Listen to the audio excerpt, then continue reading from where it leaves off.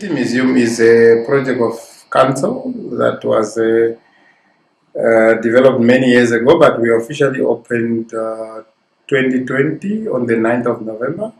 Our main responsibility is to research and tell the history of the city and also the different departments of council and also the evolution of the city in a nutshell. We are a 7-gallery building. We are situated in Robert Mugabe, the corner of Sheringsburg and Robert Mugabe.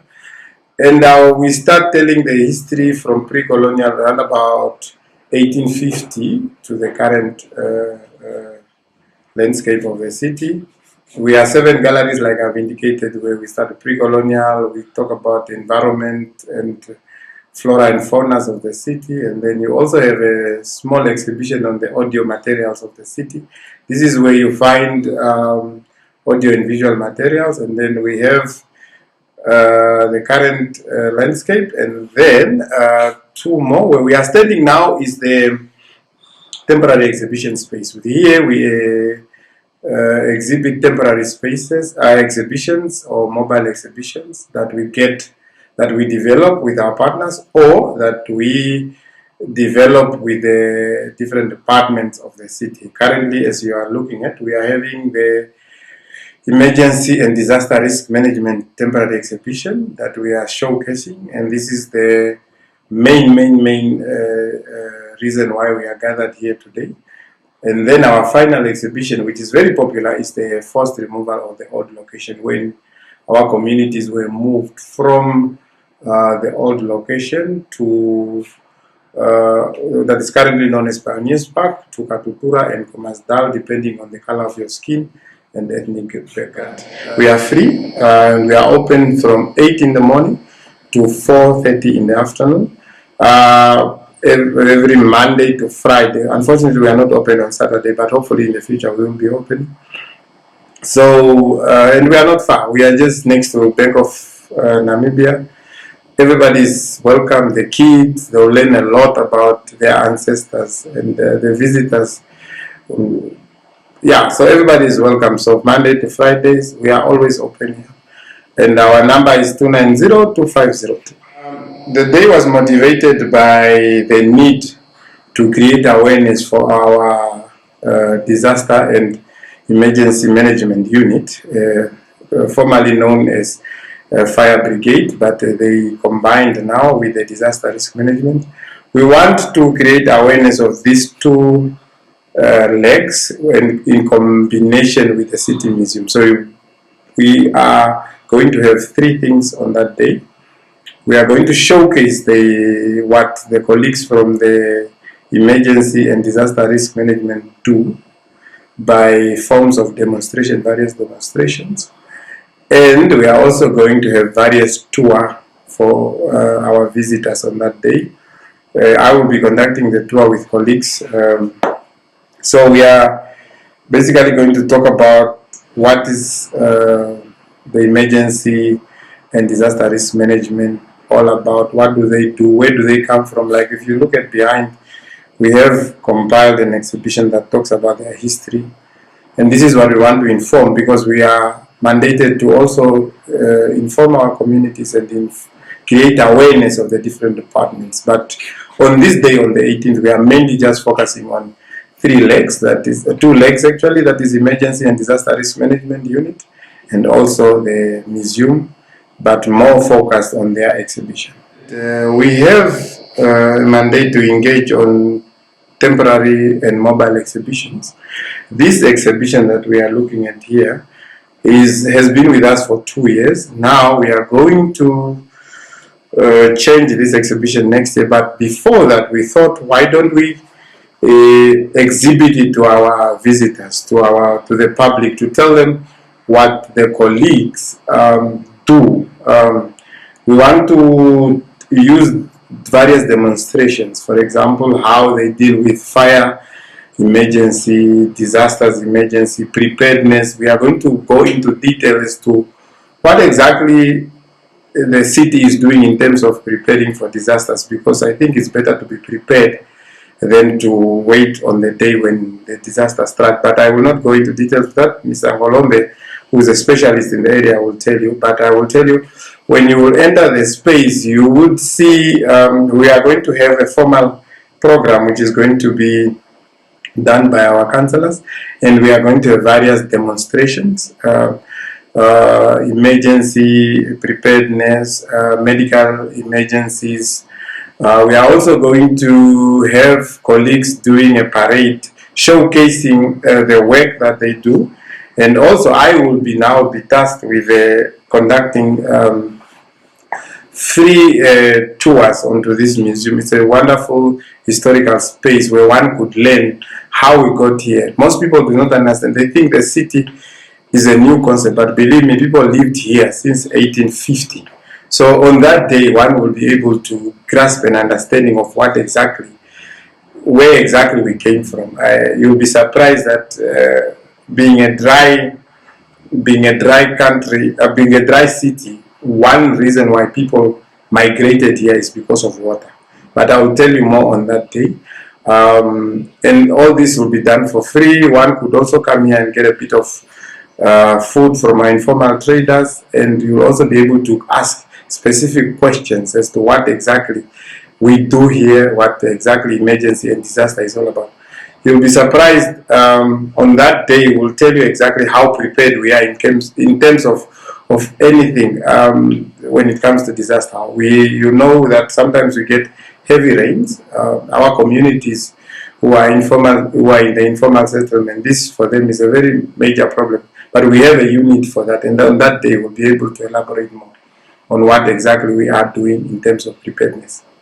The most important part of this event for us is the fact that for us it's really a continuation of our integrated community education and awareness program. So what happened is that, as my colleague mentioned earlier, we've been exhibiting now for close to 2 years now here at the museum. So why we thought that this event is important for us is the fact that there are two things that we want the community out there to know. The first one is that they must understand the services that emergency and disaster risk management is providing. That's one, because once they understand the service that we are providing, then it's easier for them to claim or to request a service that we can provide. That's one. The second one is then the how. The how is how we go about and provide these services. And us coming here, we are hoping to create that contact, the touch and feel for the people to be able to appreciate the work that go into it. Now, obviously, with our exhibition here, we are going a little bit of on the history of where the emergency and disaster risk management division is coming from, and then up to the current activities that we are doing. So by coming here ourselves as a division, it's very, very important for us. We actually did not even hesitate to join this program. That's one. Now, when you look at emergency and disaster management, you have actually two pillars. One is an emergency, that is a situation that needs to be addressed, that we can address. Disaster is something that is much bigger and it all needs everybody, sometimes include the people from outside, maybe other people that are not part of the city of Windhoek. So the community, by coming here, they will be able to understand what we are doing, what we've been doing, and how we are going to do things the way forward. That is the first part of our education program. Now, normally with this integrated education and awareness creation, it also has an element of demonstration. So we are going to have two main demonstrations. The first one is the firefighting. So the children, the adults, and everybody else will be able to exercise or to see how you can actually extinguish fires. Then there's another component where we are going to do some rescue, where we are going to demonstrate how to rescue people from a car crash and so on. And then apart from that, then we will just be able to show the public then how these machines are linked to the accidents that what we are likely to have, or how these machines are linked to the extinguishing of fires and so on. Okay, the space is a little bit small for us. Some of the machines are big, especially issues of parking and so on. But the plan is that to bring as many machines as possible here. That's number one.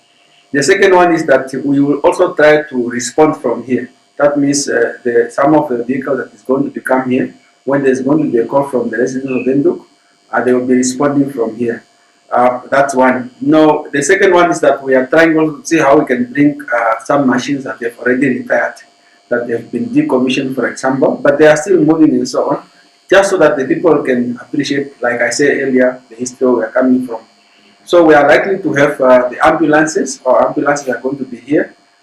The firefighting trucks, which is in two parts. One is the tankers, the other one is that we use. And then maybe we also try to see where we have got this, the other vehicle that deal with hazardous material. We also try to bring them here. But the most important thing is also that people will be able to meet the firemen.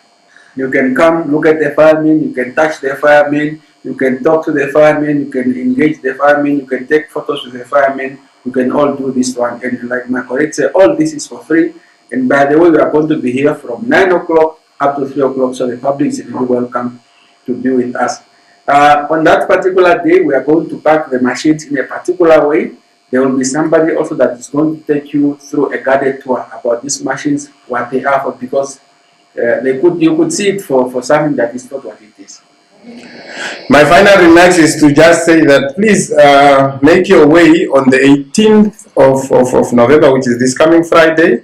Come to the city of Windhoek. We are located at the corner of Sheringbeck and Robert Mugabe. We are just a few meters from the Windhoek High School. Come and grasp an understanding of what we do here as a museum and what the colleagues from the emergency and disaster risk management do.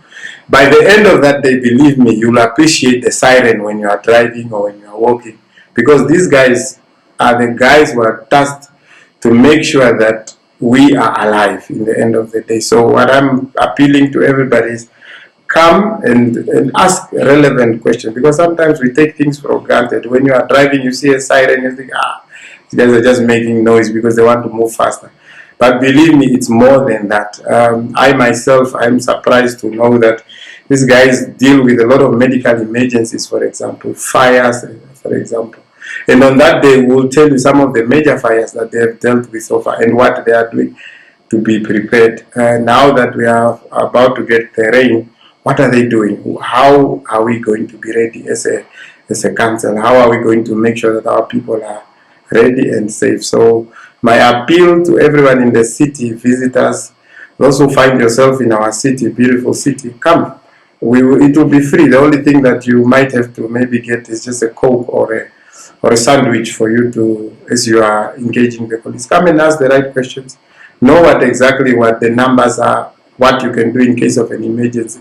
They will even be providing you information as to what information you need to give when you are struck in an emergency.